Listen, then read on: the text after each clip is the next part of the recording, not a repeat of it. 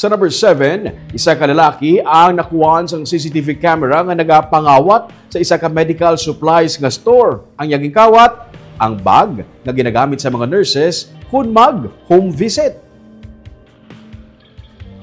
Sa CCTV video, makita ang ini nga lalaki nga may itom nga bandana nga nabugkos sa iya nga ulo. Nagapanilag sa anay kung may tawo.